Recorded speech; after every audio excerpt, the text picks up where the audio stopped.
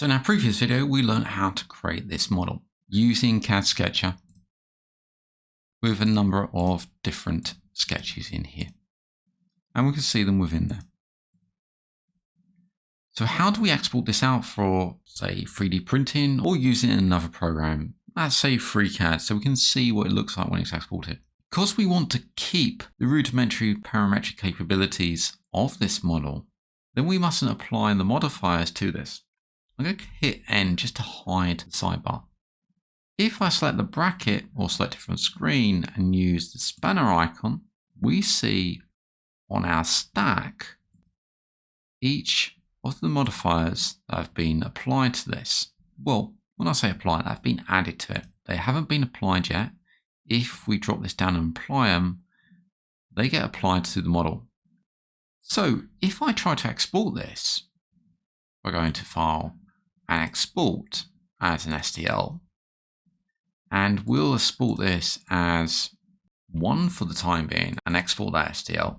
Now you saw that on the export, we've got this apply modifiers. This doesn't actually apply these modifiers. It does in a way, but keeps this together in some kind of compound object, which is full of components. Over in FreeCAD, I've got the mesh design workbench open. And if I import that and import number 1, we can see some bizarre effects. It's almost like it's reversed. But if I click on the mesh, come up to meshes, split by components, then we can see the different components in here if I hover over them. And also if I take, say, these and press the spacebar to hide them, let's just highlight all of these, and this one, press the spacebar, we do have a component. That's the representation of the object that we want. But we don't want to go through this. We don't want to export it as a component.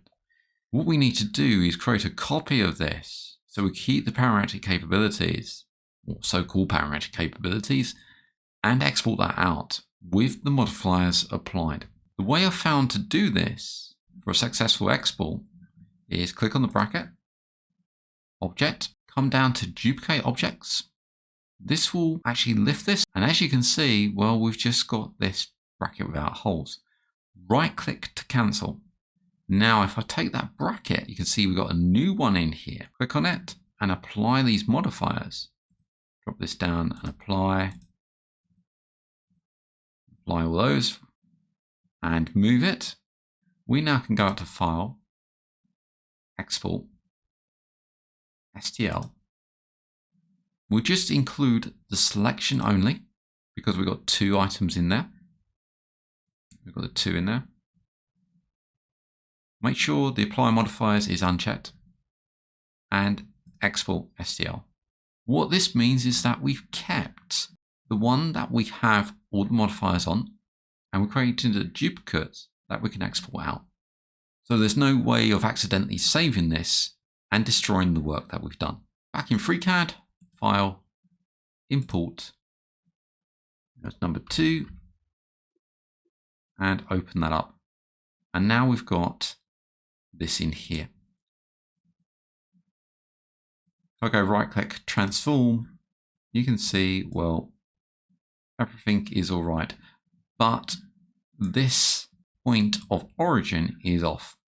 And all that is because we moved this. Let's hit Control Z a couple of times. So we've just got that bracket. Come down to the spanner. We haven't got any modifiers there. They've all been applied. Make sure the bracket's selected. File, Export, STL, selection only, apply modifiers off. We'll export it back to the 2.stl, export STL. We'll delete the one that's in FreeCAD, File, Import, and come down. We've got that now. Right click, transform, and a point of rotation or point of transformation is at the correct point now. So that's how to export out your finished work for 3D printing using another program. In our next video, we'll carry on creating different objects and start looking at more CAD processes in Blender. I hope you enjoyed that video, and I hope to see you again in the new one. If you're enjoying these videos and you would like to support the channel, then you can do so via my Ko-Fi page. That's at ko-fi.com/MJ3D Studio. Any donations will be used to help expand the channel. I'd like to thank you all for watching, and I hope to see you again soon.